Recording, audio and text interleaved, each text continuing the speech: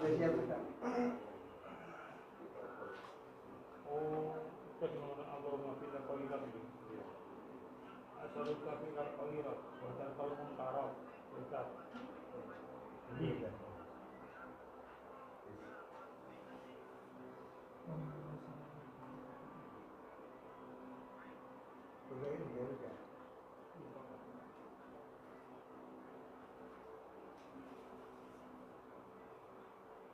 Oh, begitu rekam ya. Oh, berarti rekam ya? Saya nggak bisa ya. Coba dulu. Sudah lagi. Ayo signalnya nggak ada. Iya, sinyalnya. Ada ya? Sinyal nggak? Ini sinyal. Jadi nanti. Itu tahu.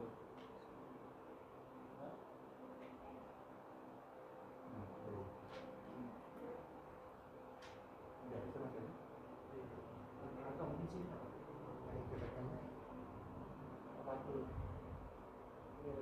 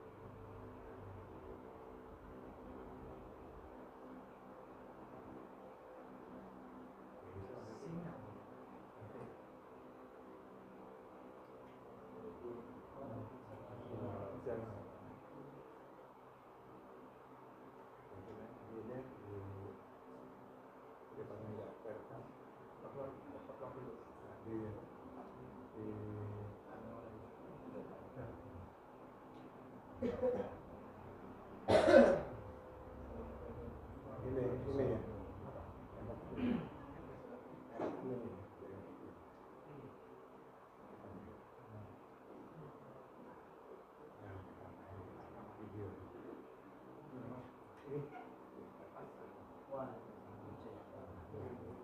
Jadi direkam itu ya?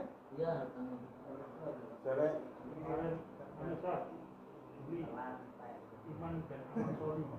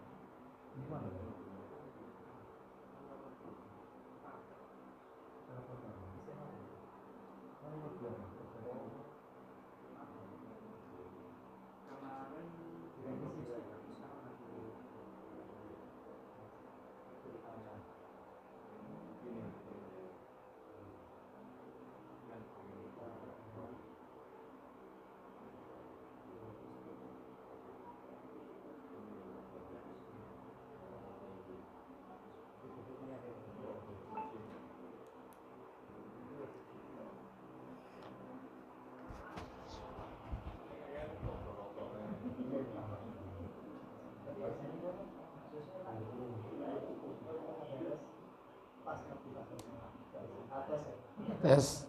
Tes. Tes. Ya Allah, wis maghrib lagi. Apa?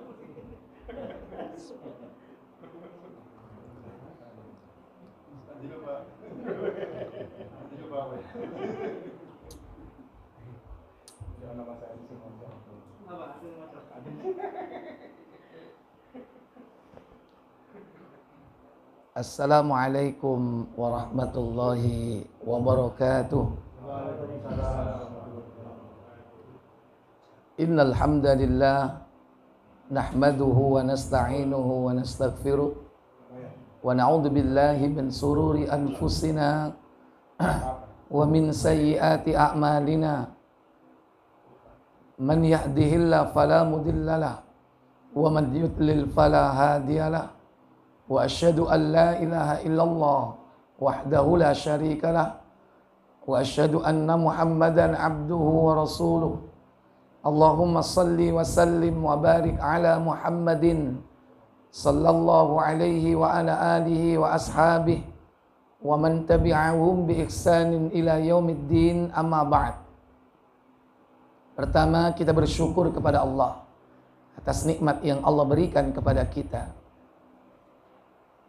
Yang kedua, semoga salawat dan salam selalu tetap terlimpah kepada junjungan kita Nabi besar Muhammad sallallahu alaihi wa ala alihi wasallam. Demikian pula untuk keluarga beliau, keturunan beliau, para sahabatnya dan seluruh pengikutnya hingga tegaknya hari kiamat. Ikhwatal iman, a'azzani Allah wa iyyakum. Kita nanti akan dikumpulkan oleh Allah Jalla wa'ala di tempat yang sama yang disebut dengan Al-Mahsyar. Itulah ketika Allah menghidupkan seluruh makhluk manusia termasuk jin dan malaikat setelah Allah mematikannya. Manusia akan menunggu di sana, menanti keputusan dari Allah Jalla wa'ala. Kata Allah dalam surah Az-Zumar 39 pada ayat 68. Allah katakan, wa nufikha fis suri fasa'iqa man fis samawati wa man fil ardi illa man sya'allah thumma nufikha fi ukhra fa idza hum qiyamun yanzurun. Apa kata Allah Jalla wa'ala? Insyaallah.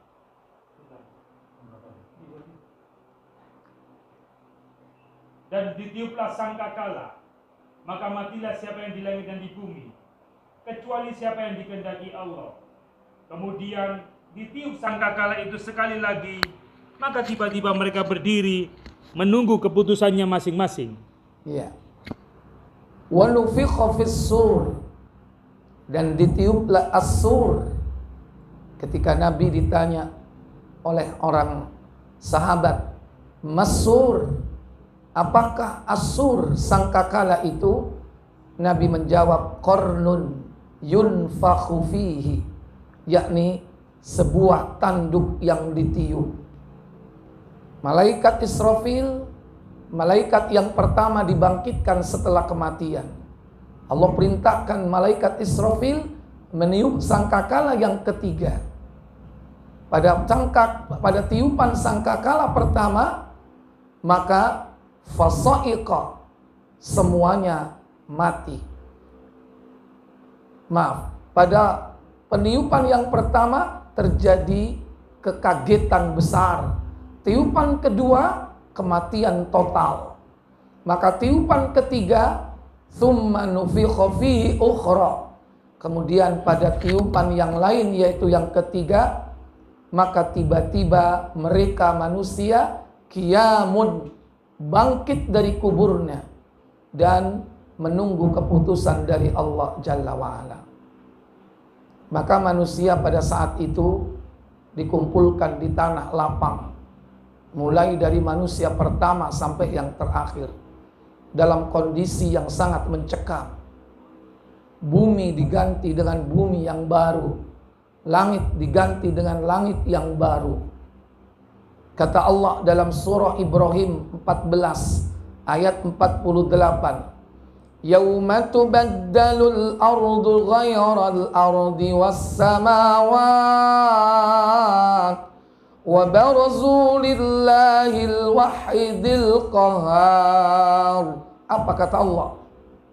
Yaitu pada hari ketika bumi diganti dengan bumi yang lain, dan demikian pula langit, dan mereka semuanya di padang mahsyar berkumpul menghadap kehadirat Allah yang Maha Esa lagi Maha Perkasa. Iya. Maka Allah Jalla wa'ala mengumpulkan seluruh makhluk, dikumpulkan menjadi satu, laki perempuan, dikumpulkan dalam kondisi tidak beralas kaki, tidak berpakaian, bahkan tidak berkhitan. Mereka dikumpulkan di tempat yang saat itu bumi bagaikan hamparan yang berwarna putih mengkilat, dan tanahnya bagaikan tepung. Ada yang mengatakan roti. Tidak ada tanda apapun, tidak ada gunung, tidak ada laut, tidak ada pohon, tidak ada bintang, tidak ada benda-benda langit apapun. Satu-satunya tanda pada saat itu yaitu matahari. Akan tetapi matahari didekatkan dalam jarak yang sangat dekat, 1 mil dari kepala manusia. Sebagaimana Nabi mengatakan dalam Sahih Muslim di nomor 2400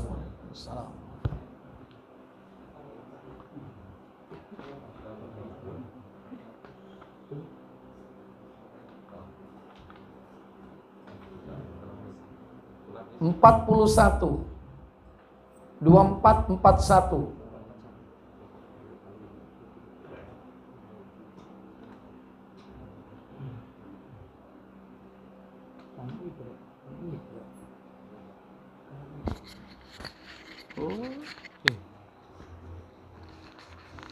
Mikir nang gini. Apa ya apa? Dari Mikdad bin Aswad radhiyallahu an, ia berkata, dia mendengar Rasulullah SAW bersabda. Apa sabda beliau? Pada hari kiamat kelak, matahari didekatkan kepada manusia, sehingga jaraknya dengan mereka hanya kira-kira 1 mil. Tudna syamsu yaumal qiyamati qadra milin. Didekatkan matahari kelak pada hari kiamat dalam jarak 1 mil. Mereka semua tenggelam bil araq, yakni dengan keringatnya masing-masing, sesuai dengan kadar amalnya saat ketika mereka hidup di dunia. Itulah keadaan manusia.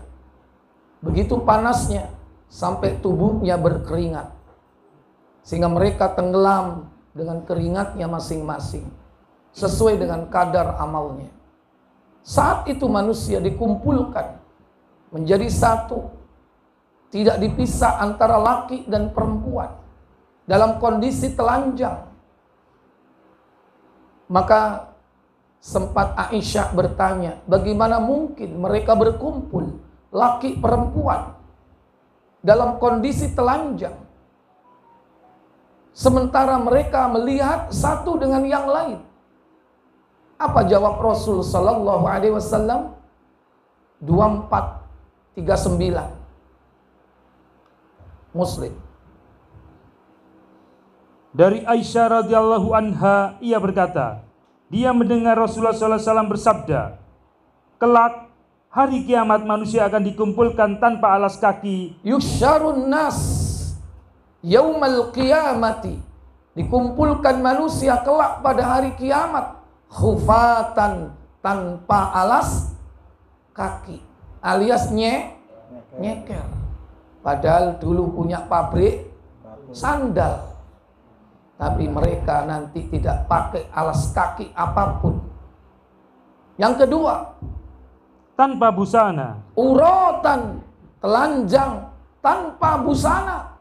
Padahal mereka dulu di dunia punya pabrik, terserah apapun namanya.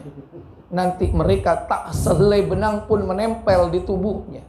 Bahkan yang ketiga, dan tanpa dikhitan. Ghurlan, tanpa dikhitan. Jadi potongan-potongan nanti itu kembali semua. Padahal sekarang kita tidak tahu kemana potongannya. Ghurlan, kembali seperti semula. Maka Aisyah bertanya, apa kata beliau? Maka bertanya Aisyah, ya Rasulullah, apakah wanita dan pria bercampur baur sehingga satu sama yang lain saling memandang? Itulah mungkin pertanyaan yang ada di benak kita pada saat ini. Sudah diwakili oleh Aisyah. Bagaimana mungkin mereka berkumpul laki perempuan dalam kondisi telanjang? Apakah mereka bisa melihat satu dengan yang lain? Apa jawab Nabi? Sabda beliau, keadaan ketika itu sangat sulit sehingga mereka tidak menghiraukan lagi satu sama lain. Yauma idzin asyaddu ayyanzura ba'duhum ila ba'd. Pada hari itu kondisi sangat mencekam, sangat sulit, sehingga mereka tidak berpikir untuk melihat satu dengan yang lainnya. Mereka fokus kepada permasalahan yang sedang dihadapinya. Bagaimana mereka harus mempertanggungjawabkan seluruh amal perbuatannya ketika hidup di dunia. Jadi sudah tidak berpikir untuk itu. Ibarat kalau sekarang itu pikirannya udah blank udah. Kira-kira gimana? Ada orang mandi, kemudian gempa bumi. Apa yang dia lakukan? Lari kan? Pakai celana dulu enggak? Enggak. Dia lari dalam kondisi telanjang bulat. Kenapa itu dia lakukan? Hah? Karena dia udah nggak memikirkan kondisi dirinya. Dia fokus menyelamatkan diri. Itu di dunia. Kira-kira gempa itu berapa menit? 3 menit. Sebentar. Hah? Paling lama? Ya? 5 menit. Kalau 5 menit 9 skala Richter ya rata dengan tanah. Ini enggak, bukan 5 menit ini. Begitu gempa udah berhenti, sadar dia, ternyata telanjang. Tapi di sana ribuan tahun dalam kondisi blank pikirannya. Artinya fokus kepada masalah yang dia hadapi. Jadi nggak ada orang berpikiran lu, nggak ada. Itulah kondisi sangat mencekam pada saat itu. Maka manusia akan diminta pertanggungjawaban kelak terhadap apa yang telah mereka lakukan di dunia. Pertama kali yang ditanya oleh Allah Jalla wa'ala, yakni tentang sholat. Itulah pertama kali yang akan ditanya di akhirat. Apa kata Nabi? Buka Tirmidzi 413.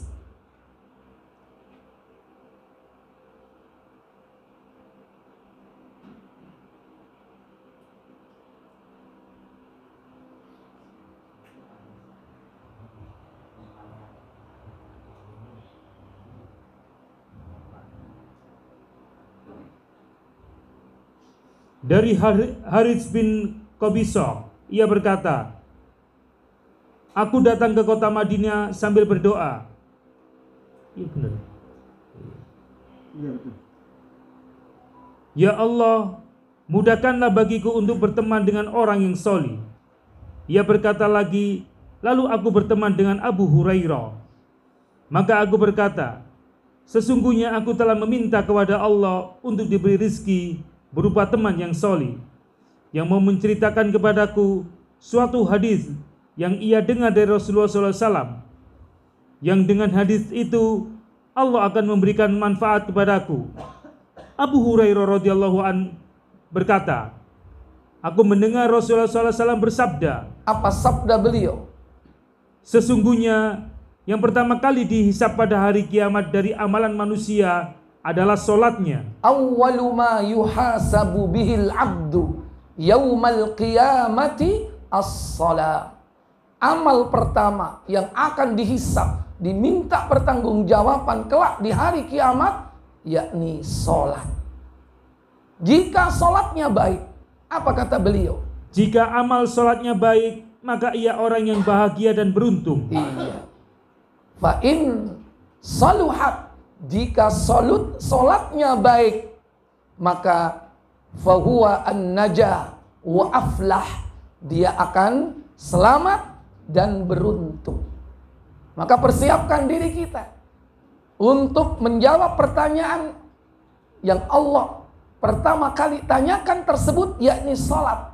Sudah sejauh manakah praktek dari ibadah salat kita? Maka akan ditanya oleh Allah Jalla wa'ala. Yang kedua, kita akan ditanya oleh Allah, yakni tentang nikmat panca indera yang telah Allah karuniakan kepada kita.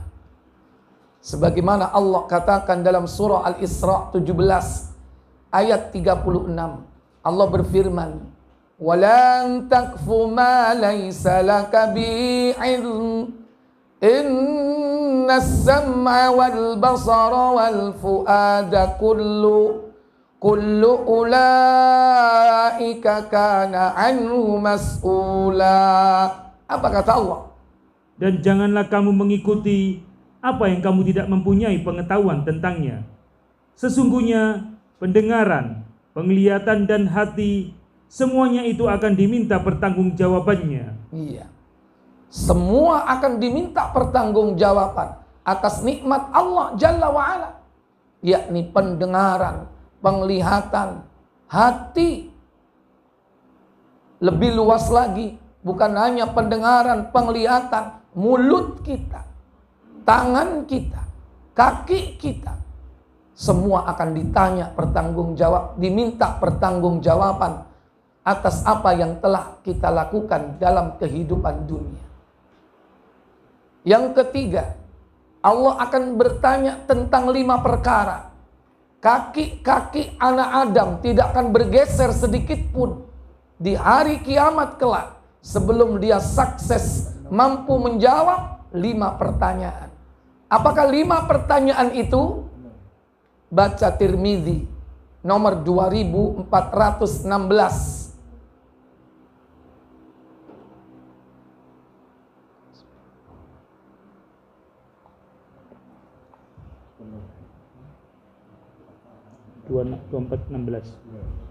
Silakan.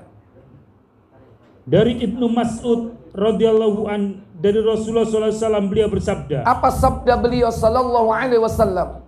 Tidaklah kedua telapak kaki seorang hamba melangkah di sisi Allah pada hari kiamat hingga ia ditanya mengenai 5 perkara. La yazulu qadamu bani adama yaumal qiyamati indallah hatta yus'ala an khamsin. Tidak akan bergeser kaki-kaki anak Adam kelak di hari kiamat di hadapan Allah Jalla wa'ala, sehingga mereka akan ditanya oleh Allah tentang 5 perkara. Apa 5 perkara itu? 1, tentang umurnya, untuk apa dihabiskannya. an umrihi fima afna, tentang umurnya, untuk apa dihabiskan umurnya. Mulai dari lahir perocot sampai dia mati. Semua rentang waktu perjalanan hidup kita ini, hari demi hari, jam demi jam, detik demi detik, akan ditanya oleh Allah Jalla wa'ala. Kau habiskan untuk apa waktumu itu? Di sela kesibukanmu bekerja, di saat kau menunggu antrian, ketika kau bengong tidak ada kerjaan, apa yang kau gunakan, apa yang telah kau lakukan untuk menggunakan atau mengisi waktu-waktumu, akan ditanya oleh Allah Jalla wa'ala. Ini yang pertama. Yang kedua, masa mudanya digunakan untuk apa? wa an syababihi fima abla. Masa mudanya kau habiskan untuk apa masa mudamu? Mulai dari usia 15 tahun sampai akhir masa muda, yaitu 40 tahun. Wahai para pemuda yang sekarang kau masih berada di bawah usia 40 tahun, kau habiskan untuk apa masa mudamu? Ada yang di bawah 40? Acung, sampai nus brewok kok sih ngomong 40 ae. Hah? Nggak ada yang 40 di sini. Pak Edi loh, Pak Edi loh, Pak Edi.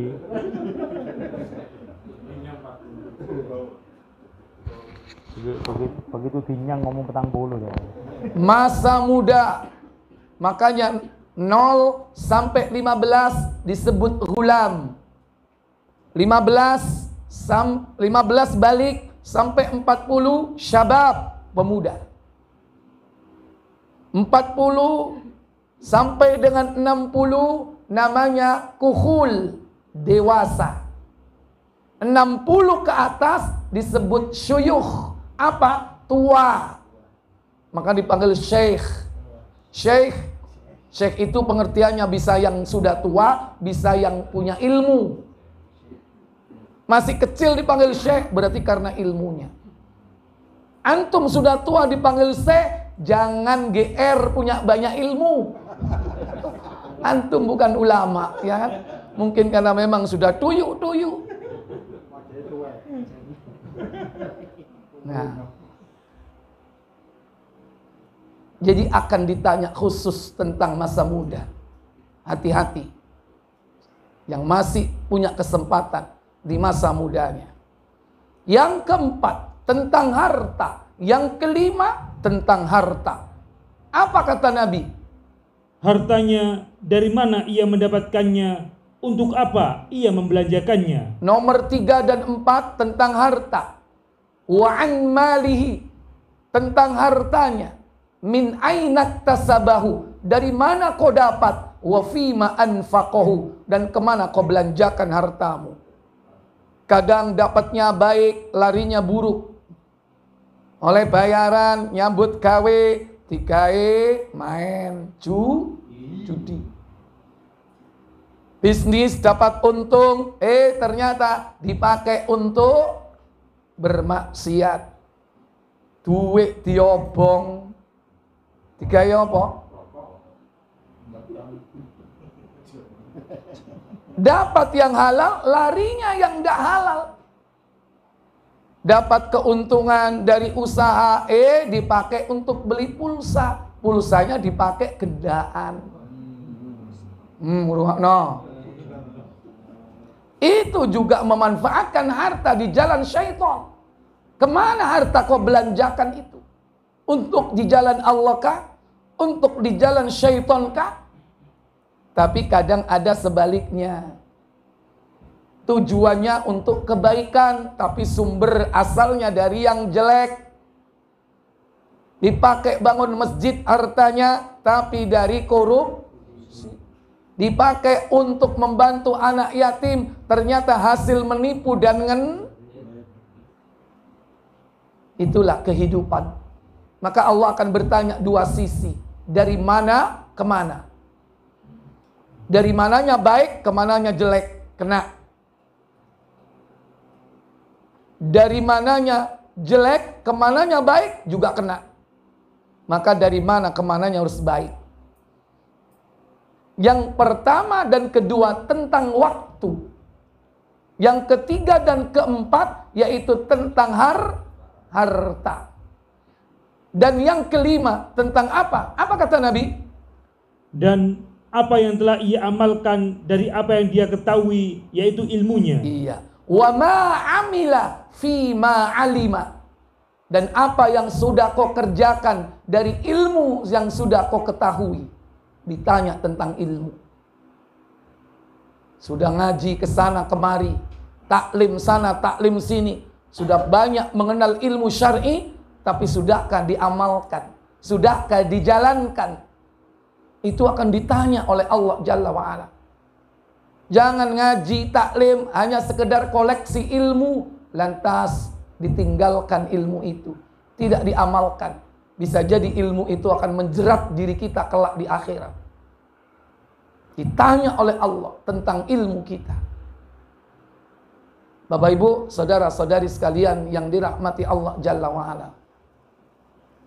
Maka jadilah kita semua para selebriti akhirat. Manusia-manusia yang dibanggakan di hari kiamat. Ditempatkan di tempat terhormat. Ditempatkan di atas panggung. Dinaungi dengan awan Allah. Mereka itulah 7 kelompok manusia yang mendapatkan keutamaan di akhirat. Maka bisakah kita menjadi salah satu dari 7 itu? Apa kata Rasul sallallahu alaihi wasallam tentang 7 kelompok manusia itu? Baca Bukhari 376. KBC.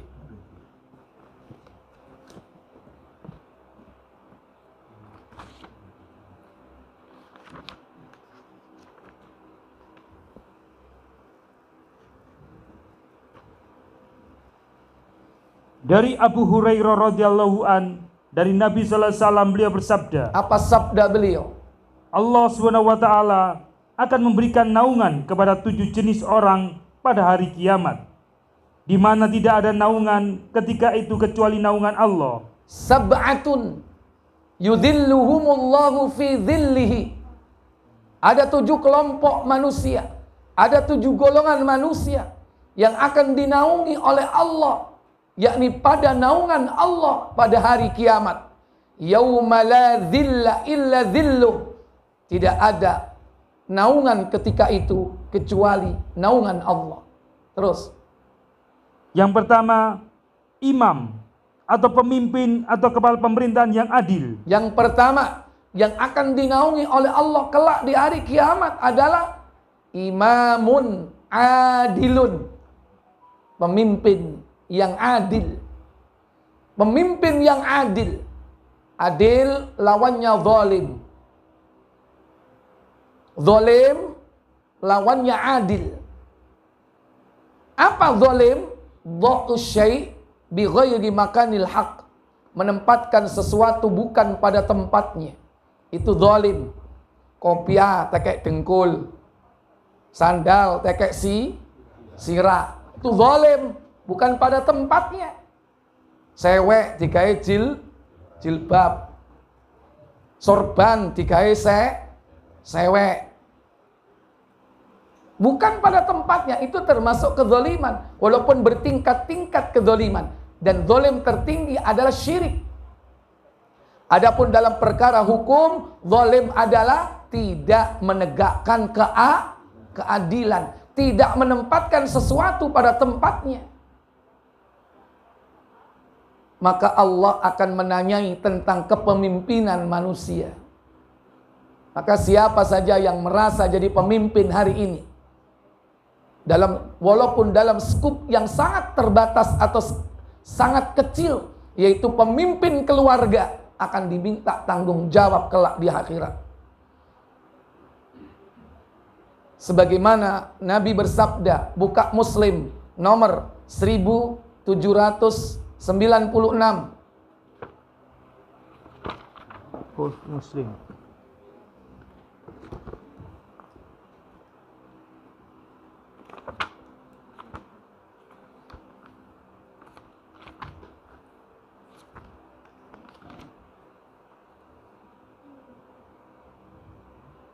Dari Ibnu Umar radhiyallahu anhuma, dari Nabi sallallahu alaihi wasallam, beliau bersabda, Apa sabda beliau sallallahu alaihi wasallam? ketahuilah, setiap kamu adalah penggembala atau pemimpin, dan setiap kamu akan ditanya tentang gembalaanmu, yaitu kepemimpinanmu. Ala, ketahuilah, kullukum ra'in, setiap diri kalian adalah pemimpin, wa kullukum mas'ulun ar-ra'iyyati, dan setiap kalian akan diminta pertanggungjawaban kelak di hari kiamat. Siapa contohnya? Satu, Seorang amir, raja, penguasa, pembesar atau pemimpin yang berkuasa terhadap rakyat akan ditanya tentang kepemimpinannya. tidak setiap kita menjadi raja, menjadi presiden, menjadi amir, menjadi penguasa. Tetapi ingat, setiap di antara kita kemungkinan besar dia akan menjadi kepala keluarga. Apa kata Nabi? Seorang laki-laki adalah pemimpin atas keluarganya. Dia akan ditanya tentang kepemimpinannya. Warrajul ra'in ala ahlihi, seorang lelaki adalah pemimpin atas keluarganya. Wa mas'ulun ar-ra'iyyati, dan dia akan ditanya oleh Allah tentang kepemimpinannya. Kepemimpinannya terhadap istrinya, kepada anak-anaknya. Kenapa istrimu kau biarkan tidak sholat? Kenapa anak-anak perempuanmu kau biarkan tidak menutup aurat? Akan ditanya oleh Allah Jalla wa'ala di hari kiamat. Kenapa kau biarkan anak-anakmu bebas bergaul, laki perempuan? Sehingga madorot yang terjadi. Sehingga anakmu hamil di luar nikah. Kalau tidak menghamili wanita di luar nikah. Siapa yang tanggung jawab? Orang tua. Siapa yang jadi pemimpin dalam rumah tangga itu? Mending kau selamatkan anakmu daripada kau mengejar cita-cita anakmu supaya berkedudukan tinggi tapi bergaul bebas di kampusnya sehingga apapun bisa terjadi. Sementara dia jauh dari pendidikan din agama. Sementara dia hidup jauh dari mahramnya.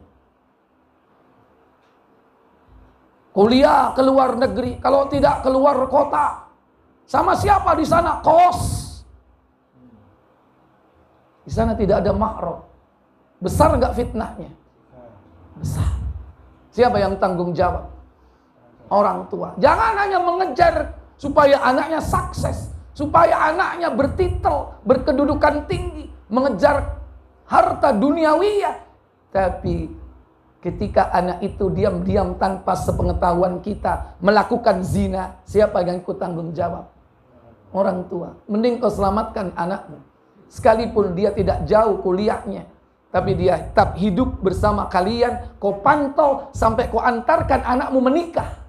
Setelah menikah, kau bebas dari tanggung jawab. Karena itu sudah tadi jadi tanggung jawab siapa? Suaminya. Sementara kita hendak. Carno anakku cik sukses. Sukses dunia. Tapi agama nol. Apalah artinya? Karena orang tua kalau sudah mati nggak butuh dengan dunia. Yang dibutuhkan anak yang soleh. Yang tiap hari berdoa. Itu yang didambakan orang tua saat berada di alam kuburnya. Nggak butuh dengan harta duniawi. Sekalipun kau sukses. Jadi seorang raja seandainya menguasai bumi ini, hartamu tidak bermanfaat untuk semua itu. Maka orang tua bertanggung jawab. Dia adalah imam dalam keluarga. Diminta tanggung jawab kelak di akhirat. Maka pemimpin-pemimpin keluarga yang adil, dia akan ditarik oleh Allah, ditempatkan di tempat yang dekat dengan Allah, dinaikkan di panggung cahaya. Baca 1794 Muslim, 2 nomor sebelumnya. Dari Abdullah bin Umar radhiyallahu anhuma, ia berkata, Apa katanya? Rasulullah SAW bersabda, Apa sabda beliau? Sesungguhnya orang-orang yang berlaku adil akan berada di atas panggung cahaya di sebelah kanan Allah Azza wa Jalla. Iya, innal muqsitina ala manabira ayyaminir rahman. Orang-orang yang berbuat adil akan ditempatkan oleh Allah ala manabira min nurin, di atas mimbar cahaya ayyaminir rahman, yang berada di sebelah kanan Allah Ta'ala. Padahal kedua tangan Allah itu adalah kanan. Wakilta yaminun, kedua tangan Allah adalah kanan, diletakkan di sampingnya. Siapakah mereka itu? Orang yang berbuat adil dalam perkara apa? Apa kata sahabat? Kedua sisi tersebut sesungguhnya baik keadaannya dan tinggi derajatnya. Apa kata Rasul sallallahu alaihi wasallam? Yaitu orang-orang yang berlaku adil dalam hukum. Mereka adalah ya'diluna fi hukmihim, yang adil dalam perkara-perkara hukum. Siapa? Penegak hukum, hakim, siapa lagi? Jaksa, siapa lagi? Lawyer, pengacara, siapa lagi penegak hukum? Polisi, siapa lagi? Satpam. Ya. Sekarang itu yang nyari-nyari korupsi itu siapa? Hah? KPK. Harus adil. Kalau enggak adil, dia akan ditumbangkan ke dalam neraka jahanam. Kalau berbuat adil, diletakkan di tanggung cahaya. Yang kedua, adil dalam perkara apa? Adil terhadap keluarga. Wa ya'diluna fi ahlihim, adil di dalam keluarga, adil kepada istrinya, adil kepada anak-anaknya. Ini juga akan diminta tanggung jawab. Berkata adil, tidak harus punya istri dua. Adil kepada istri tidak harus ta'addud. Istri satu harus adil. Artinya apa istri satu harus adil? Tidak berbuat zalim. Loh, ada loh orang itu laki-laki punya istri, istrinya satu, tapi mendolimi istrinya. Bagaimana mendolimi istrinya? Istrinya dibiarkan jahil, mulai dari nikah sampai rambutnya putih, gak iso ngaji. Dibiarkan dia tidak bisa membaca Al-Quran. Itu suami yang tidak adil. Artinya apa? Suami zalim. Dibiarkan tidak mengerti agama sampai mati. Itu akan diminta tanggung jawab nanti di akhirat. Kemudian adil dalam perkara apa lagi yang ketiga? Dan adil dalam melaksanakan tugas yang dikuasakan kepada mereka. Wa ma waluh, dan adil terhadap apa yang ditugaskan kepadanya. Adil terhadap amanah yang dibebankan kepadanya. Tidak khianat. Inilah orang-orang yang akan ditaruh di panggung cahaya. Kira-kira kalau zaman sekarang orang yang di atas pentas panggung itu siapa? Artis, selebritis. Tidakkah kita pengen di hari kiamat menjadi artis-artis akhirat? Selebritis padang mahsyar, ditempatkan di tempat terhormat, dinaungi dengan awannya, dengan naungan Allah, menjadi perhatian seluruh penduduk mahsyar. Apa? Jadilah imam yang adil.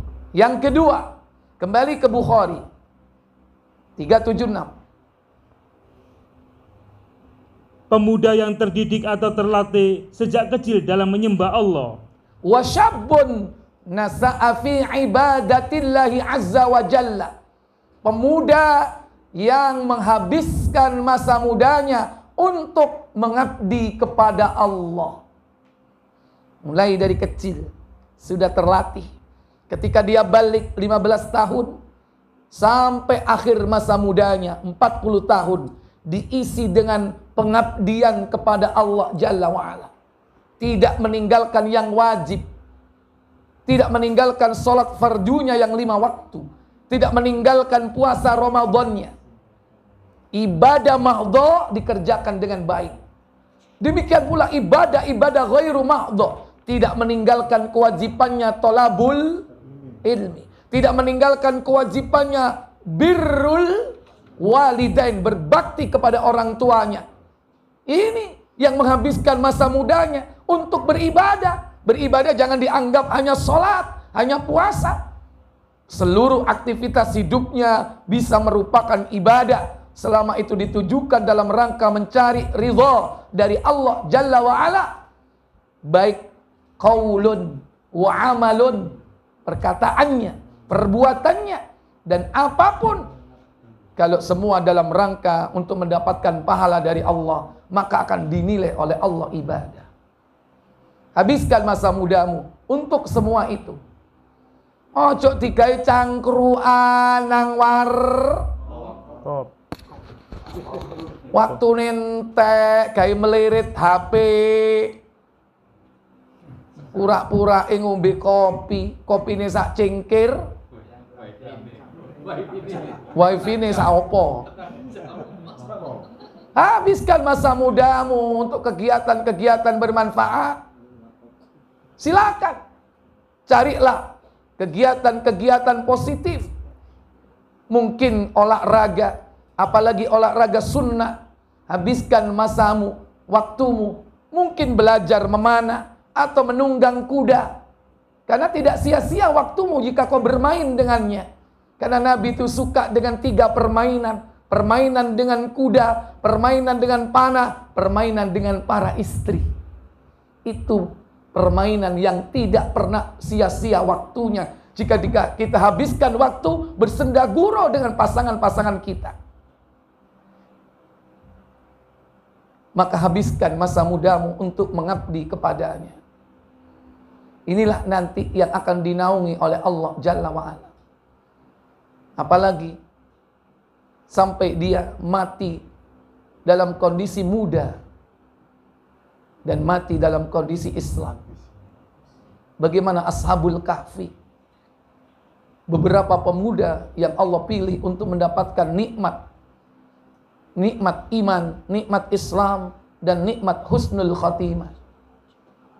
Dia habiskan masa mudanya untuk membela agama Allah, mempertahankan agama Allah. Itulah perjuangan. Dan pemuda itu akan dinaungi kelak dengan naungan Allah Jalla wa'ala. Sementara matahari ketika itu didekatkan dalam jarak 1 mil dari kepala kita. Orang pada kebanjiran keringat, dia tenang-tenang aja. Karena dia berada di atas panggung cahaya. Baik, yang ketiga. Seseorang yang hatinya tergantung di masjid. Iya. Yang ketiga adalah rajulun qalbuhum mu'allakum bil masajid. Seseorang yang hatinya terpaut di masjid. Tidak ada tempat yang dirindukan dimanapun dia berada kecuali masjid. Kalau dia safar luar kota, yang dicari pertama masjid. Rindu untuk bertemu dengan Allah. Karena disitulah dia mendapatkan kenikmatan. Tutuk nek ngelencer sing digoleki panga, ayo mangan nang direk sing enak iki. Sing murah, sing akeh pisan.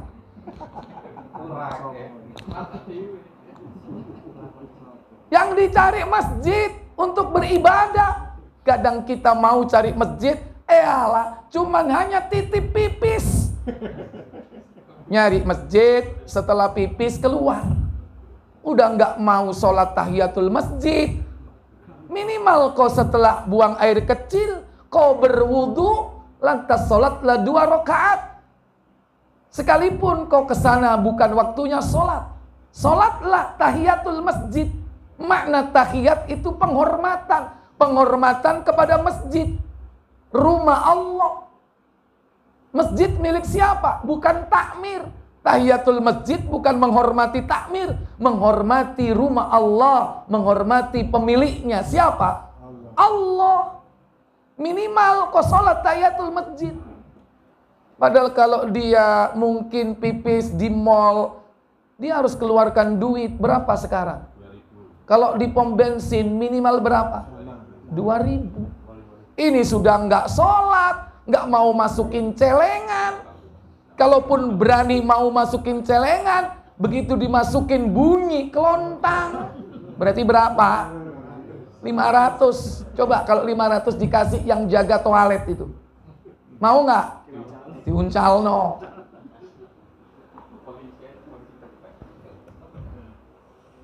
Orang yang hatinya terpaut di masjid. Siapa mereka? Orang yang rindu memakmurkan masjid. Siapa mereka orang yang memakmurkan masjid? Buka surat At-Taubah, surah ke-9, yaitu ayat yang ke-18. Kata Allah Tabaraka wa ta'ala dalam ayat tersebut, innama ya'muru masajidallahi man amana billahi wal yawmil akhir wa aqamas salata wa ataz zakata wa lam yakhsha illallah. Apa kata Allah? Hanya yang memakmurkan masjid-masjid Allah ialah orang-orang yang beriman kepada Allah dan hari kemudian, serta tetap mendirikan sholat, menunaikan zakat, dan tidak takut kepada siapapun selain kepada Allah. Innama ya'muru masajidallahi. Sesungguhnya orang yang memakmurkan masjid hanyalah. Di sini ada pembatasan. Siapa mereka yang masuk kriteria? Man amana billahi, yakni mereka yang beriman kepada Allah, wal yaumil akhir, dan juga beriman kepada hari akhir. Ini konsep iman yang ada pada dirinya. Yang kedua, memiliki konsep ubudiyah. Apa? Wa aqamas salata, menegakkan salat. Wa ataz zakata, menunaikan zakat. Makanya kalau ada orang yang memakmurkan masjid tapi dia nggak sholat, aneh. Masjid kepingin nopo dikai, apa kurang AC, kilo. Apa karpet, kono, kilo. Tapi nggak sholat. Memakmurkan masjid apa enggak? Enggak. Orang yang memakmurkan masjid menurut ayat ini apa? Dia sendiri menegakkan sholat, menunaikan zakat. Dan orang tersebut walam yakhsha illallah, tidak takut kecuali kepada siapa? Allah. Walaupun osome corona, tetap budal nang masjid karena dia cinta kepada Allah. Iki enggak pray setahun, gak nang masjid, ya kan? Apakah dia pemakmur masjid? Tidak. Dia bukan pemakmur masjid. Kalau takut dengan dia hanya takut kepada siapa? Walam yakhsha illallah, tidaklah takut kecuali kepada Allah. Mbak Corona, Mbak Markona, tetap dia berangkat ke masjid. Walaupun harus memakai protokol. Jangan takut. Justru kita pada saat-saat terjadi fitnah seperti itu, tidak ada benteng yang kokoh dan kuat, tempat kita berlindung dari semua itu, melainkan rumah Allah. Mana? Masjid. Karena dengan rumah Allah itulah kata Allah, asa ulaika ayyakunu minal muhtadin. Apa kata Allah Jalla wa Ala? Mudah-mudahan. Lanjut. Maka merekalah orang-orang yang diharapkan termasuk golongan orang-orang yang mendapatkan petunjuk. Iya, merekalah orang yang diharapkan kelak mendapatkan petunjuk. Makanya kalau kita ingin dapat hidayah, sobo masjid. Sudah dikatakan dalam ayat ini, orang itu adalah orang yang bakal mendapatkan hidayah. Kepingin oleh hidayah, soboi mall. Itu bukan hidayah, hadiah. Kalau pengen dapat hidayah, masjid yang didatangi. Maka makmurkan masjid, para bapak, ibu, saudara sekalian, dengan kemampuan kita. Kalau kita punya harta, makmurkan masjid itu dengan harta kita. Apa kebutuhannya? makmurkan dengan harta kita sesuai kemampuan. Kalau tidak punya harta, makmurkan masjid itu mungkin dengan ilmu. Mungkin kita bisa mengajari anak-anak kecil membaca Al-Quran. Itu memakmurkan dengan ilmu.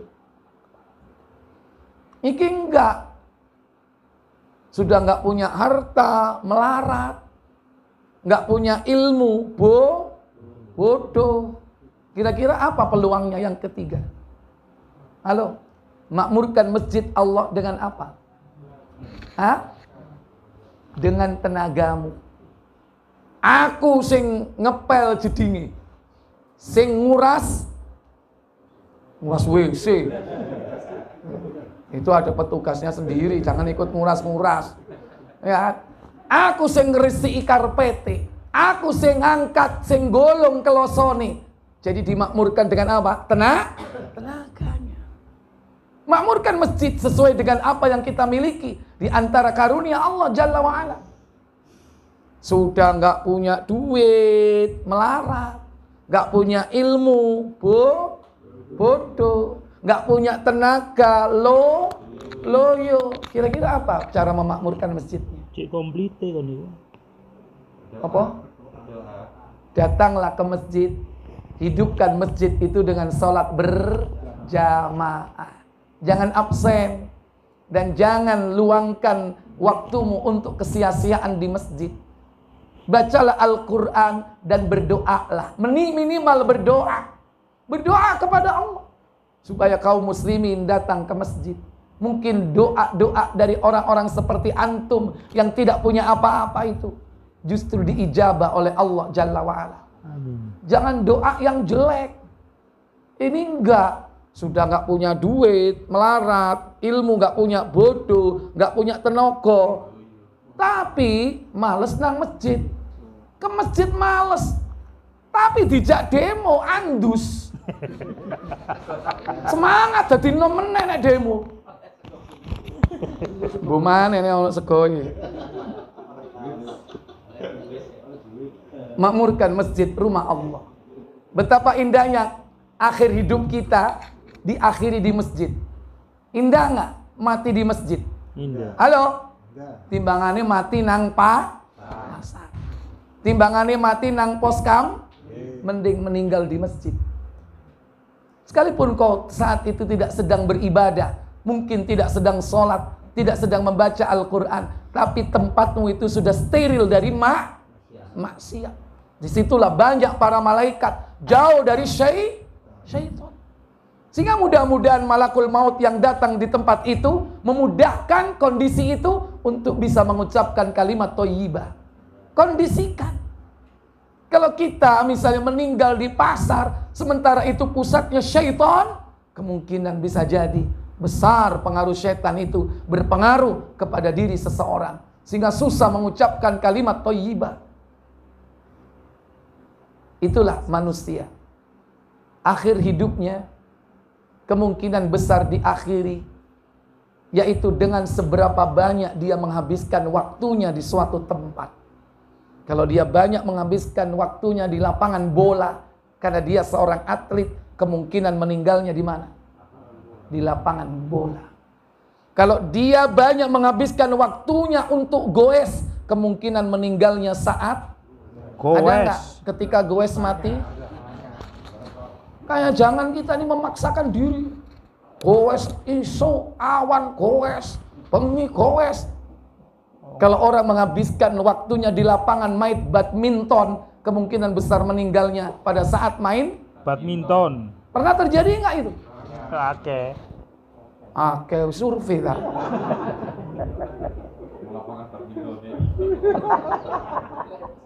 Ya Allah. Iya.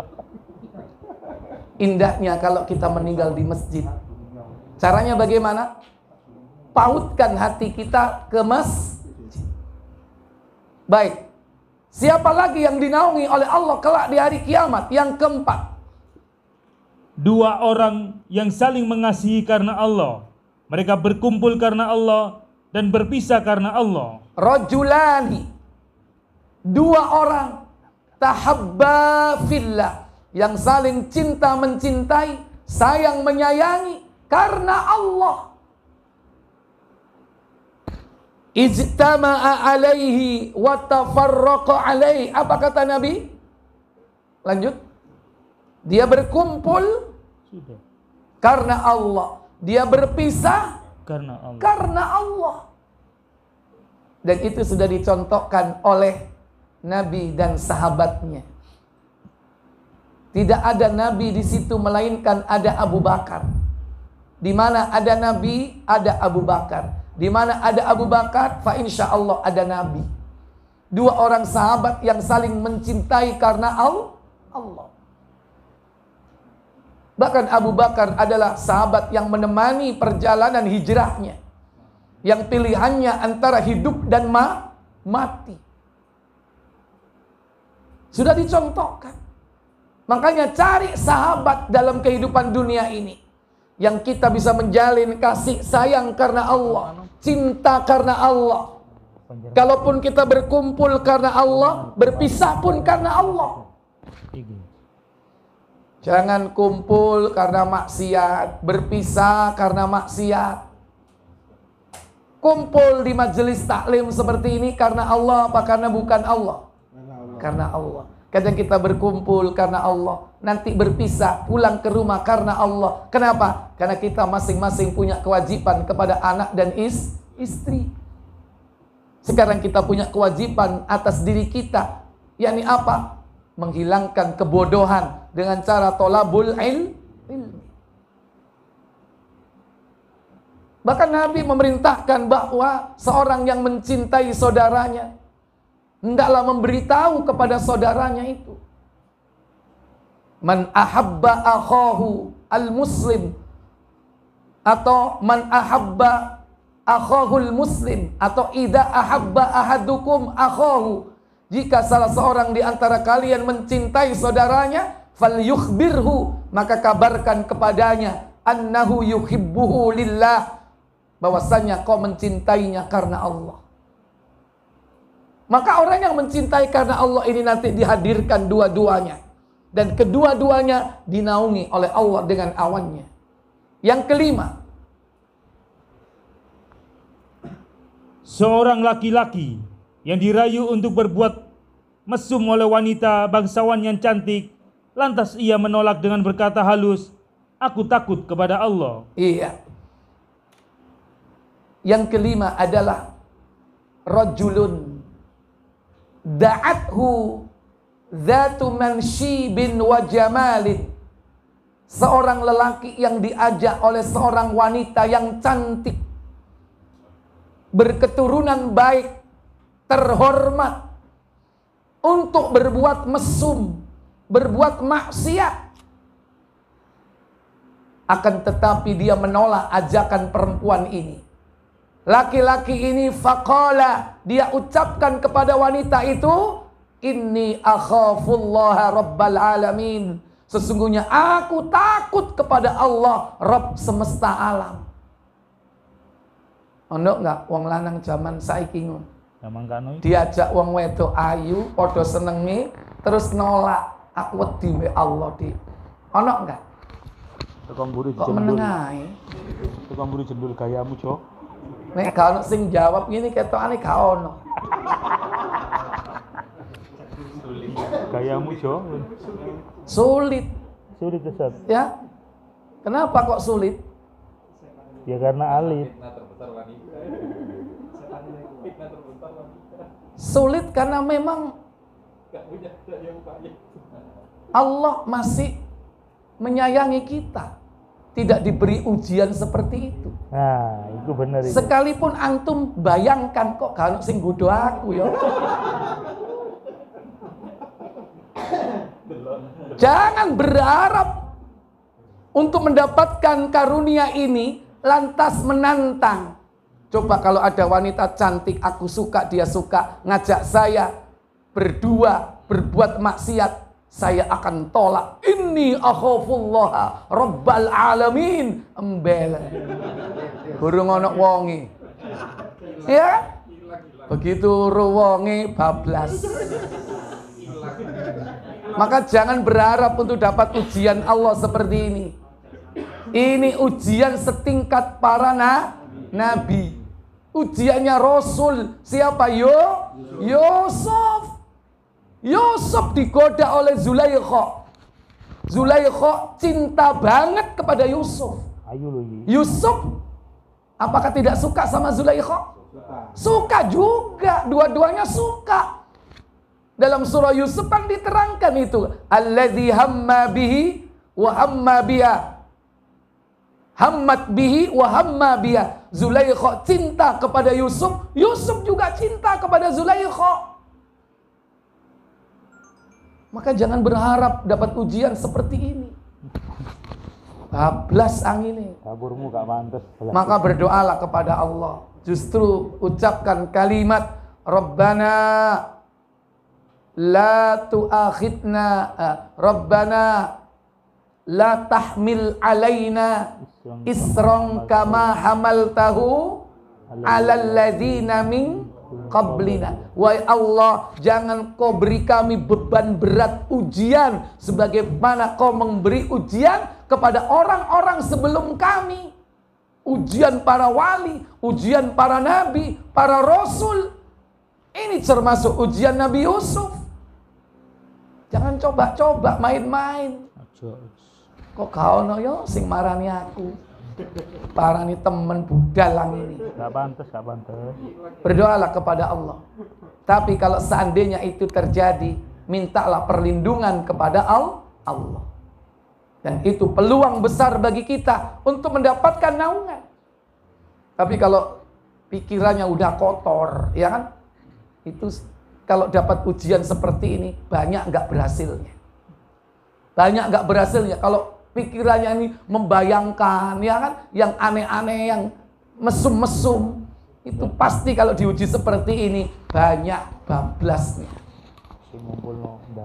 Inilah kelompok yang kelima yang diberikan oleh Allah naungan di akhirat, yaitu seorang lelaki yang diajak wanita cantik, bangsawan, berketurunan baik, orang baik-baik. Dia cinta, suka kepada lelaki itu pun suka kepadanya. Tapi itu semua bisa ditepis dengan karena takutnya kepada Allah. Yang keenam, seorang yang bersedekah dengan sembunyi-sembunyi sehingga tangan kirinya tidak tahu apa yang telah diberikan tangan kanannya. Iya. Rajulun tasaddaqa bisadaqatin fa'akhfaha. Seseorang yang bersedekah dengan sembunyi-sembunyi hatta la ta'lamu shimaluh ma tunfiqu yaminuh, sehingga tangan kirinya tidak mengetahui apa yang diberikan oleh tangan kanannya. Kenapa? Karena saking rahasianya. Maka makna tangan kanan dan kiri di sini adalah kiasan, makna majazi, bukan makna sebenarnya. Bukan kok sedekah tangannya yang kiri disembunyikan di belakang, bukan. Maksudnya apa? Antara kanan dan kiri adalah dekat, dekat sekali. Ketika kita bersedekah, maksudnya orang yang terdekat dalam hidup kita tidak tahu. Siapa orang yang dekat dalam hidup kita? Dia adalah istri bagi suami, atau suami bagi istri. Kalau dia bersedekah, seorang suami, hanya Allah saja yang tahu dengan dirinya. Jangan sampai istrinya tahu. Kita kan kadang-kadang sering cerita, "Ma, opo Pak, mau ono wong mis Pak, ono wong mis Ma." Terus sampean kei opo? Lah kei duit. Loh, piro? 2 juta. Sampean gak tahu ngei blonjo aku 2 juta, kon ngei wong mis sakmono akene. Iya sakno wong misi soalnya rondo mah. Anak ayu ya. Iyalah, tiba-tiba ada udang di balik batu. Alasane wong mis tiba-tiba Rondo. Makanya gak usah cerita sampean iku. Umur piro? Biar Anda dan Allah saja yang tahu. Tapi ikhlas karena Allah. Ikhlas karena Allah dan gak perlu cerita. Aku gak ngajari elek ngawur aja. Aku ngajari sing bener ya, ikhlas karena Allah, tidak ada udang di balik batu, ya kan?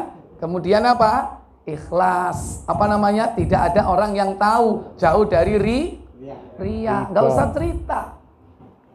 Karena orang yang sedekah sembunyi-sembunyi itu lebih utama daripada yang sedekah terang-terangan. Ya dalilnya hadis ini.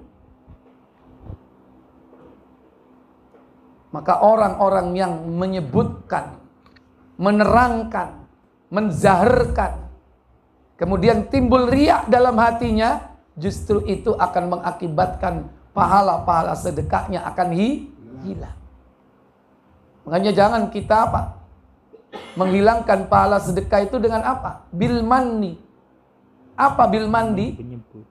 Menyebut-nyebut alias ngundat. Kata Allah Jalla Jalaluh dalam surah Al-Baqarah pada ayat 264. Ya ayyuhalladzina amanu la tubtilu sadaqatikum bil manni wal adha kalladzi yunfiqu malahu ria'an nasi wa la yu'minu billahi wal yaumil akhir. Apa kata Allah? Hai orang-orang yang beriman, janganlah kamu menghilangkan pahala sedekahmu dengan menyebut-nyebutnya dan menyakiti perasaan si penerima. Iya. La tubtilu sadaqatikum. Jangan kau batalkan pahala sedekahmu bil manni, dengan menyebut-nyebutnya. Iku masjid iku nek gak ono aku, gak kira ngadeg iku. Itu musola itu mulai peletakan batu pertama sekaligus terakhir itu saya. Lah kata hati. Cerita dia itu kepada orang lain. Walaupun ngomong sama keluarganya. Itu termasuk bil manni. Orangnya disebut mannan. Apa? Pengundat. Suka menceritakan sedekahnya. Wal adha. Dan juga orang yang menyakiti hati orang yang menerimanya. Hati-hati. Menyakiti hati orang yang menerima. Sodako ambil ngomel. Kono. Awas yo menirini menek. Langganan kon. Sono. Terakhir yo. Mau kerja kono lo. Nguras-nguras got. Misalnya begitu. Itu menyakiti hati. Kalau kita mau kasih, kasih aja. Kalau enggak, ya sudah diem. Jangan ngasih sambil wal adha. Dan itulah ujian orang sedekah, Pak. Kadang-kadang yang kita kasih sedekah itu justru ganyang hati kita. Ponaan disekolahkan, sedekah enggak itu? Begitu gede, sukses, ternyata apa? Kepethuk gak nyopo. Mangkel enggak sampean? Halo? Mangkel. Jangan menyakiti hati. Lantas kita caci maki dia di hadapan orang lain. Kon gak eling biyen kon. Ini ngokon biyen cilik tak sekolahno, cilik tak gedekno, gede. Saiki koyo ngene kon yo. Nah, ketika dia caci maki di hadapan orang lain itu termasuk apa? Menyakiti hati. Kalladzi yunfiqu malahu ria'an nas. Apa kata Allah? Seperti ayat tadi. Iya. Seperti orang yang menafkahkan hartanya karena riya kepada manusia dan dia tidak beriman kepada Allah dan hari kemudian. Wala yu'minu billahi wal yaumil akhir. Perumpamaannya seperti apa? Maka perumpamaan orang itu seperti batu licin yang di atasnya ada tanah. Famathaluhu kamathalin turab. Ya. Kemudian batu itu ditimpa hujan lebat. Famathaluhu kamathali safwanin, seperti batu licin alaihi turab, di atasnya terdapat debu. Fa asabahu wabilun, maka ditimpa hujan lebat. Fatarakahu solda. Apa kata Nabi? Lalu menjadilah dia bersih, tidak bertanah. Licin lagi, tidak membekas. Kemudian apa katanya? Mereka tidak menguasai sesuatu pun dari apa yang mereka usahakan, dan Allah tidak memberi petunjuk kepada orang-orang yang kafir. Maka jangan sampai karena sebab kita riya dengan menyebut-nyebutnya, dengan menceritakannya, sehingga pahala-pahala sedekah kita ini hilang. Simpan sedekah itu. Hanya kita dan Allah saja yang tahu. Ibu-ibu, kalau sedekah dengan hartanya sendiri, nggak perlu bicara atau ngomong sama suami, karena itu hartanya. Beda kalau itu hartanya suami. Kalau mau nyedekahkan harus izin dulu, ya. Ikhwatal iman, azani Allah wa iyyakum. Yang terakhir, yang ketujuh, siapakah orang-orang yang akan mendapat naungan di akhirat di sisi Allah? Yakni seorang yang mengingat Allah waktu bersunyi-sunyi, lantas meleleh air matanya. Rajulun, seseorang yang dzakarallaha, mengingat Allah, berzikir khalian, dalam keadaan sendirian, menyendiri di malam hari atau di tempat yang sepi, fafadat ainah, lantas berlinanglah air matanya. Dia berzikir mengingat Allah, mengingat akan dosa-dosanya, mengingat akan kebesaran Allah, mengingat akan nikmat-nikmat Allah yang telah dicurahkan kepadanya begitu besar yang dia tidak sanggup membalasnya. Lantas dia menangis sebagai bentuk rasa syukur kepada Allah, menangis karena takut kepada azab Allah, menangis karena betapa nikmat dan kasih sayangnya telah tercurah selama ini kepadanya. Itulah orang-orang yang dinaungi oleh Allah Jalla wa'ala. Ingat, berzikir menangis itu dalam keadaan sendiri, bukan berzikir menangis berjamaah. Karena bisa jadi nangismu itu bukan karena Allah, tapi menangismu itu karena tetangga sebelah. Ketika kau melihat sebelahmu menangis, kau ikut menangis. Itulah resonansi, bergetarnya sebuah benda karena akibat frekuensi yang sama. Sebelahnya nangis, yang kiri nangis, yang kanan nangis, ikut menangis. Berarti menangisnya bukan karena Allah. Inilah 7 kelompok manusia yang dinaungi kelak di akhirat, ketika hari tidak ada naungan kecuali naungan Allah. Semoga kita mendapatkan salah satu di antara 7 golongan itu. Kira-kira dari 7 itu kans besarnya masuk yang mana, Pak? Nomor berapa, Pak? Pemuda cinta masjid. Wah. Seseorang yang hatinya tinta ke masjid. Ya, bisa masuk. Terus apa lagi? Berlinang air mata ketika berzikir. Ya, zikir berlinang air mata itu karena ingat Allah, bukan ingat karena punya utang, ya kan? Nah, itu kalau itu mah lain, ya. Ya. Kadang-kadang zikir, ya. Zikir menyebut nama Allah, tapi nangisnya bukan karena Allah. Kenapa? Karena ditinggal bojoi ming. Nah, itu berarti bukan karena Allah. Baik, para ibu, saudara sekalian, para bapak yang dirahmati Allah, mohon maaf karena ini waktu harus dibagi untuk perjalanan, ya. Karena di Asidik itu habis sholat maghrib langsung kajian. Jadi karena takut nanti terlambat, karena harus sholat berjamaah di sana, saya cukupkan sampai di sini. Sementara pertanyaannya dikumpulkan, nanti di berondong yang akan datang. Ya, saya pikir cukup. Wa akhiru da'wana subhanakallahumma wa bihamdik asyhadu an la ilaha illa anta astaghfiruka wa atubu ilaik. Wassalamualaikum warahmatullahi wabarakatuh.